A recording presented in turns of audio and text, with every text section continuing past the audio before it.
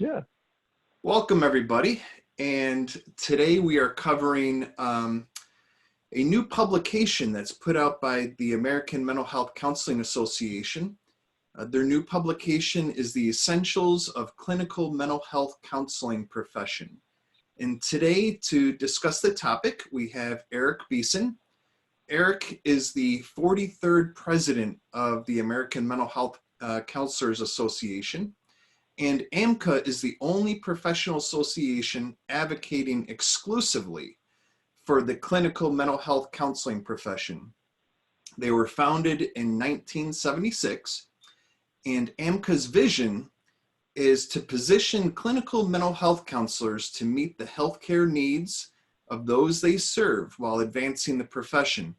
Their mission is to set the standard for collaboration, advocacy, research, ethical practice, and education professional development. Their mission is to care. So Eric, I'm really glad to have you with us today because you would be one of the ones most informed about this brand new document and what brought it to be, what the purpose is, and so forth. And I'm going to provide a link in the description of this video where you can get the introduction. So you could actually download the introduction of this new publication, get a good sense of what's contained in it, and decide to purchase the product. So I found it very helpful. It provided a lot of clarity about the profession and being really clear on what mental health counselors are specifically, rather than just being in a big melting pot, and also talking about collaboration. So Eric, maybe you could start with sharing with us, why was it that AMHCA decided to put this together? You started it off well. I mean, you set it up on a tee with reviewing the vision and the mission, and starting last year, the board really, sat down, doubled down, kind of looked at where we're at, looked at where we're going, and kind of did a 1-3-5 year strategic plan that resulted in a new vision, new mission, and some really strategic priorities moving forward. And I like to tell this story because in the middle of the board meeting, one of our past presidents, Otis, he said, "I've been working on this thing and I just want to read it to you." And this wasn't the document yet, but he read it to us. And if you know Otis, he's just a real soft-spoken, but also just really caring soul. And, I think we were all in tears by the time he finished reading this thing that he had read. And you'll see it in the document, and it's also available separate from the document, but it's the Clinical Mental Health Counselor's Declaration. And it kind of becomes our Hippocratic oath, if you will, kind of just setting some values of a profession. And, out of that, it really sort of informed a lot of what else happened in that board meeting to really just kind of remind us of who we are and what we do, and kind of the goal of the profession, which has always been to promote the health and well-being of those we serve.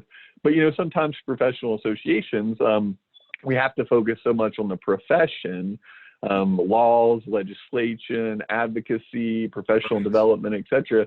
Sometimes we forget that crucial part that is the people that we serve. So we really wanted to re-elevate that in the vision statement, and then really look at, okay, how are our products, how is our vision and mission really, at the end of the day, helping or promoting the health and well-being of those that we serve. So so out of that declaration kind of was born this idea of who is a clinical mental health counselor from start to finish. And that was really the skeleton that we started with, was kind of just looking at the life cycle of a clinical mental health counselor. And, as an association, I think all professional associations sometimes struggle with this idea of, is it an obligation to be a part of a professional association, or is it a duty to be a part of a professional association? And I think a lot of us have struggled with that idea too. And, we're not millionaires as mental health counselors, and money's tight and reimbursement levels go down. And, we're just trying to make a living a lot of time. And we have to kind of weigh like the value proposition of being a member of an association with the cost of being a member of an association. So our real goal was to look at every stage of development and say, how are we helping people get to the next stage? How are we helping people get to the next stage? How are we helping people get to the next stage, all the way throughout, hopefully, a fruitful retirement and a thriving career? So that was our skeleton that really started to build this idea of how are we going to provide a guide for people to have a long, thriving career, and really impact, again, the health and well-being of those that we serve. So, that was kind of the genesis and the spirit that went into it. And then it was filling in all the blanks and putting the content together. Yeah. Okay. Yeah. That's a lot of information, because I had a lot of thoughts in my head with every, statement that you said there. One thing that came to mind, and with what you're saying and reading it, is getting a very clear sense of identity. So when you talk about the stages, the document uses terms for those stages, and it uses a term for mental health counselors. And so in the document talks about how so many different terms are used for mental health counselors in different states, because, in the United States, having state licensure law, we have all these different terms, and state licensure law definitely has multiple impacts on the profession. So getting one term that is an umbrella term that really really helps counselors have a clear identity. And then you talk about there's students, and then there's those under supervision, and then those that are practicing without supervision. And then of course you have supervisors. So I see where you're talking about the different stages. And what one thing you're bringing up is, why would a mental health counselor be a member of a professional association, which is really needed? Otherwise the profession would not work and it wouldn't have a purpose, right? Right. So looking at, why would a student, why would someone under supervision, why would someone that's already licensed and, working on their own and so forth, be a member? So yeah, you kind of covered a lot there. And then looking at, what is it specifically that mental health counselors do? What's their purpose? And then also looking at those that we need to collaborate with, which is, we have licensure law, we have insurance reimbursement, we have organizations looking at hiring for integrative behavioral health teams, and wanting to be included in all that, wanting to be able to get that insurance reimbursement, being hired at an equal rate, and being included on integrative behavioral health teams. So yeah, I see that there's actually multiple goals here that this document addresses. And I think that's a really great point to transition from, is, it's not just for the profession, it's for the public too. And it's for the public to have a clear idea of who mental health counselors are, what they do, what our value proposition is to the healthcare system.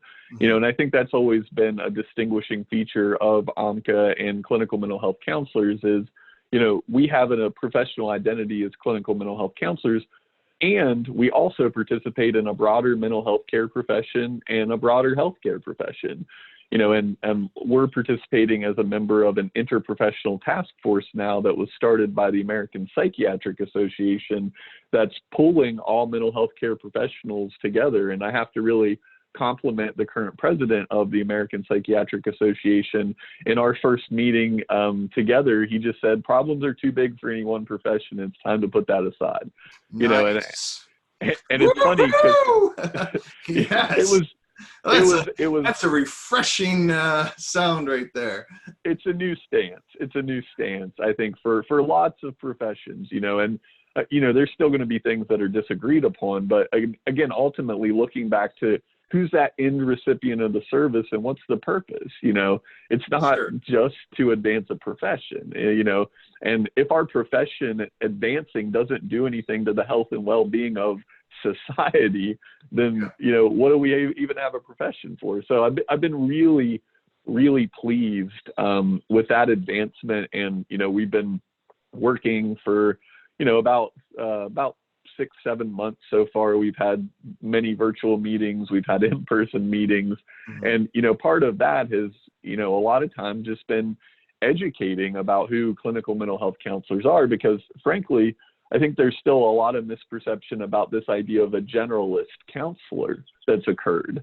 When I talk to people, especially in other professions, and they hear the term counselor, they think of somebody that, may do just primarily skill building work or problem solving work or something along those lines. And those are great services, don't get me wrong. And we definitely fulfill that role.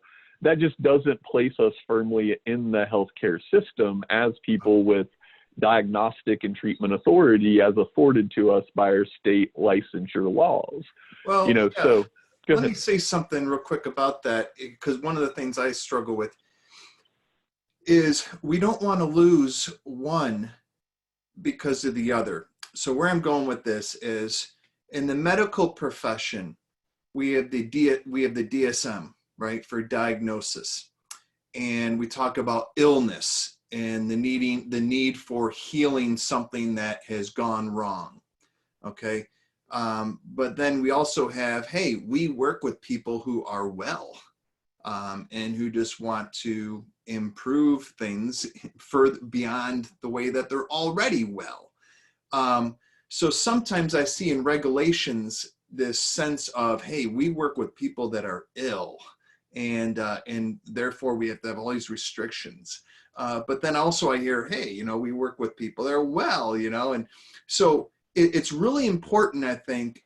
Yes, we work in the medical field with people, with other professionals who are focused on illness and healing and diagnosis.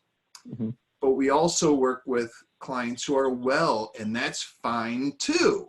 So you don't want to throw one out because of the other. It's both and. Right.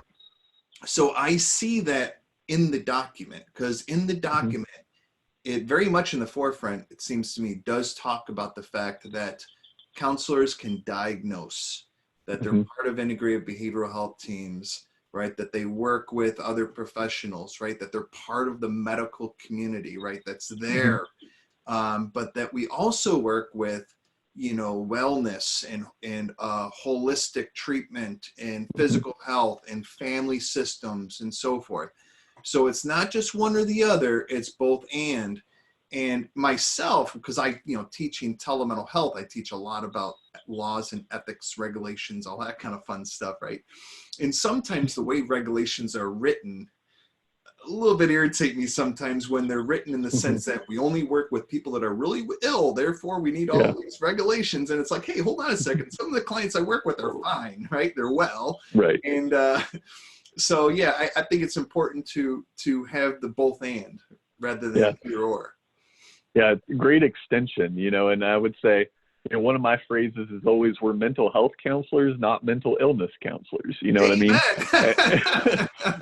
And that's always been like one of my catchphrases is, we're mental health counselors, and, we focus on anything we bring to the table. We look at it through a wellness lens, from a human development lens. And, I think the word diagnosis gets a lot of flack when it's a process. It's not inherently evil, whether I'm diagnosing strengths and capacities, or I'm diagnosing symptoms and illness. Like, that's a process, that's a skill set. The end goal or product might be different. Sure. And I think that's always been something important to me as a professional, is, not throw the process out because the product is distinguished by the medical community and big pharma, if you want to go too far into that. And, right. So I think it's been really unique. And I think what I've always wanted us to be is not to isolate ourselves. And as you talk about the both and, I think sometimes we can focus too far on either side, and that ends up isolating ourselves from the broader community. So what I'm proud of the document in doing, and I'm glad that you had that perception, is you see that very clearly. Yes, we are a part of this interprofession, and we're also bringing a unique perspective to that work. And it's really, my hope that, by being at the table, you can influence some of those decisions with values that are important to various professions. And you're going to see some joint principles released by our task force coming up that are really going to elevate, I think, some of the values and some of the focus on illness, for lack of a better term. So I hope you'll see us kind of building consensus together. And I dream of a world where the presence of an adverse childhood experience is enough to qualify someone for care. I dream for a day when you say qualify for care, you mean insurance companies paying for it? Yeah, sorry about that. That's a good clarification. Where that establishes medical necessity for a reimbursable service from a managed care provider. Rather than having to meet the criteria for a disorder, which many people would say post-traumatic stress is a normal reaction to an abnormal situation. What if an adverse childhood experience in and of itself was enough?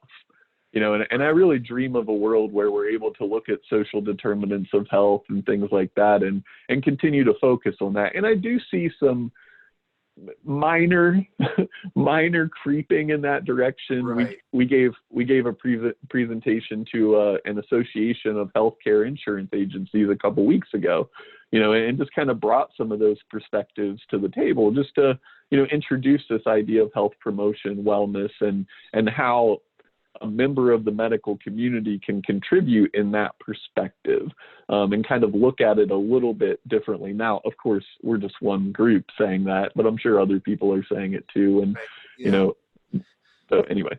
Yeah, SAMHSA is such a big promoter of that with integrated behavioral health, that they have the behavioral health aspect and overcoming barriers with even cultural navigators and motivational interviewing and, client-centered, patient-centered, those kind of things, rather than just looking at diagnosis, medical treatment.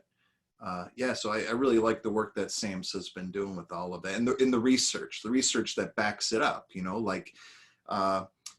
They showed that when a mental health care professional is working with the PCP around the care of a client that's diagnosed with depression, the effectiveness goes up by 50%. So things like that, readmissions go down and stuff like that has been really helpful, that type of research. Can we touch upon the audiences that this document is speaking to, and what those specific audiences ought to get out of this document? Yeah, absolutely. I think it starts, with prospective future mental health counselors, if you want to call them that. So just people who are kind of looking for a little bit of information about, I want to help people. I can't tell you how many people apply for our program and that's their goal. I want to help people.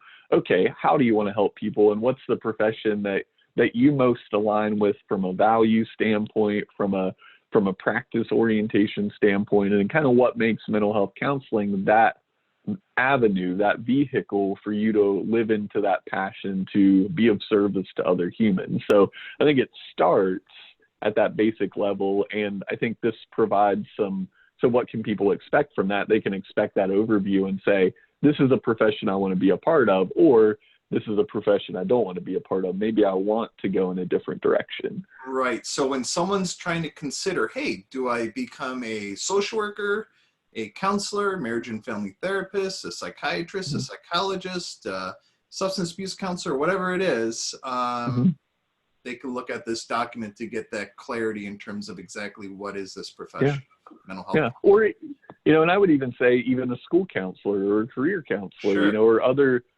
sort of really specialized counseling services, because I think we do different things on the day-to-day. We bring a common set of values, but, I think that's an important consideration for people to make. Or do they want to be a school-based mental health counselor or a school counselor? And, I think that we've had a lot of good conversations with the American School Counselors Association about how do school-based mental health counselors and school counselors interface, and what's the value of having strong relationships with school counselors and mental health counselors in the community. And I think, so you'll see some of those clarifications in the document that will speak to not only prospective mental health counselors, but then also allied professions as well. And I think allied professions would be another audience, because I think one of the things that's become clear to me from our work on the interprofessional task force is just, having value of everyone's scope of practice and what they bring to the table and what they're trained to do and what they might be able to get reimbursed for. And that's been a really interesting dialogue from physician's assistants to psychiatric nurse practitioners to psychiatric pharmacists, and just kind of hearing a little bit, which I didn't really have a full appreciation for until we started to talk, until we started to learn from one another. So, I hope that this will be a continued document to just, have everyone have more of an appreciation for who everybody is. And again, what our training is, what we're allowed to do legally by a statute or regulation, and then how we can advance. That's a difficult thing. What I hear you saying is, hey, when say an insurance company wants to look at, what profession do we utilize for this service and reimburse for, right? Or a hospital system saying, okay, what profession type do we hire for this particular need, and who's going to be able to get reimbursed? And I was thinking, well, how would they get that information? Is there like a single document spreadsheet that lays that out? And then my mind went to, well, that's one of the reasons why some professions will push other professions out. Like they'll say, only we can do this, others cannot, right? To set ourselves apart. So that's a real struggle. So yeah, that's kind of what this document's trying to do is help give clarity, because it is a very difficult thing in terms of setting oneself out as the expert in this, right? While not excluding when one should not be excluded, right? So sometimes you should, like we do not prescribe, right? We do not do that. So it's like, but that is a difficult tension, it seems like. Very challenging. I will say though, we're great consultors with psychiatrists that do prescribe, right? Oh, all the time. Yeah. And that's what you said from the from the integrated care perspective. Counselors spend way more time with clients than the psychiatrist does. So, although a lot of times psychiatrists have asked me, many times they've asked me, not necessarily psychiatrists, but attending physicians will ask me, what do you think about me prescribing this? Like, I don't do that. I've been asked that so many times, working as like a behavioral health consultant in hospitals. I don't do the prescribing, man, but I can tell you, what's going on here with this patient. Right. Yeah. That's a great point, a great anecdote that I think many of us share, right? Many of us share some of those things. I think it becomes even more prevalent when we think of the expansion of psychiatric nurse practitioners and other prescribers filling that gap that's so needed.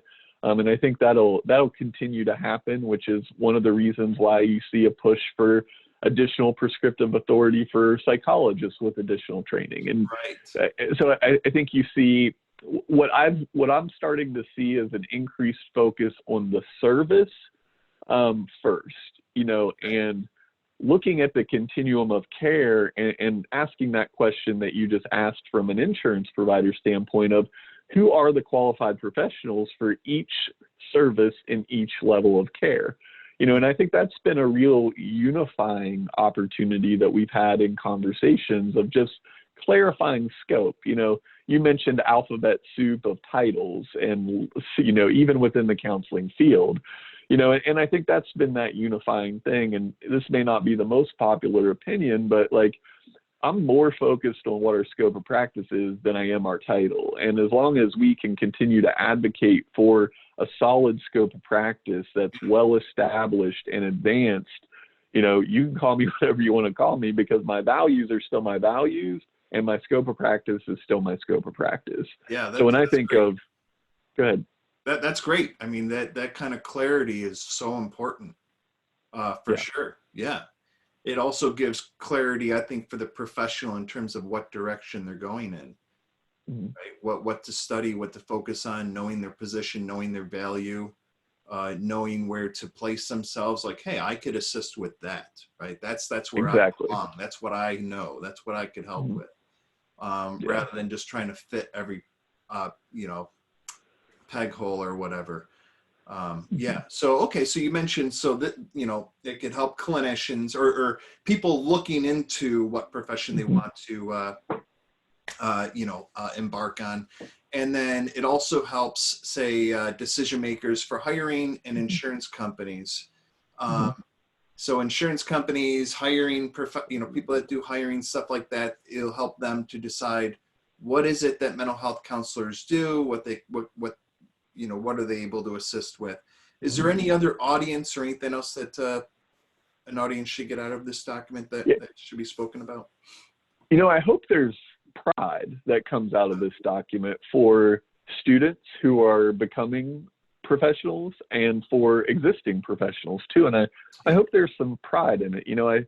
I think there's sometimes this experience where, maybe a person has been told they're not trained enough or they're not good enough or whatever, that, sometimes we can kind of put ourselves in a little box too. And, and I've certainly been a victim of that in some settings where there were very clear views of who was a superior professional and who wasn't. And, I think that's where I go back to the story of reading the Declaration and then kind of that promoting some real pride in who we are and what we do. And so I hope that when students and when current mental health counselors look at this, hold it in their hand, sleep with it at night, hand it to someone else, whatever they do with it, I just hope it brings that sense of pride of where we've been and who we are. There's a parallel process between that and self-esteem of an individual. So hopefully one's self-esteem is based upon their identity, who they are, what they're about, their values, rather than how much they're paid or what other people or groups say about them, right? Stuff like that, or how other groups maybe position them in some sort of hierarchy based upon whatever, right? So I think you're right. Like the sense of pride of, what do I bring? What's my expertise? What are my values? What's my training? Those kind of things should be the source of pride, because those other factors, like one of the things we know, right, is pay rate. So pay rate could have the impact of maybe I don't have as much value because that's not being demonstrated by my pay rate, right? And I agree, that should not be the determining factor of pride and value and identity. Yeah. And I think maybe the final, there's probably two more audiences, I would say. You mentioned policymakers and administrators, and that's really important. And then also, legislators and people that do craft new laws and committees that dissect legislation and things like that. And it's really common for them or for their staff to do research and pull together those reports. And unless there's a document to cite, they can't cite personal communication with our executive director, and he says that counselors can do this. That's right. But to have a source document that I think they can pull from, starting with our educational standards, starting with and educational standards being KCREP or whomever, and moving into, AMHCA standards of practice, which really kind of set, okay, after we graduate, who are we and what do we do? And I think that's really been a focus of AMHCA, and why I've gravitated towards AMHCA is because, like, we need to continue to establish standards of practice that clearly state you can do this, right? That's that service that you can provide, so that when a new law is being made and they're saying, well, who can do forensic evaluation? Right. We can have a source document that they can cite that says, okay, yes, they can do forensic evaluation, and this is why. That's so important. Yeah, rather than it just being those in the room discussing their views on it. Right. Having a clear document that is a statement from the profession as a whole, that gives the history and the training. And that's fantastic. Well, I really appreciate AMHCA putting this together. As a mental health counselor, I really take pride in it. I really like it. I think it's fantastic and definitely has been needed for a long time. So hopefully it'll have an impact. Hopefully the word will get out. I'm sure it will. And those listening to this interview, please share this so people could become aware of this document, purchase it, read it, and like Eric said, you can sleep with it at night, right? At least one night. see what kind of impact it has on you. Yeah. Well, thanks a lot, Eric. I really appreciate your time. Yeah, thanks for the opportunity, Ray, and take care. Sure thing.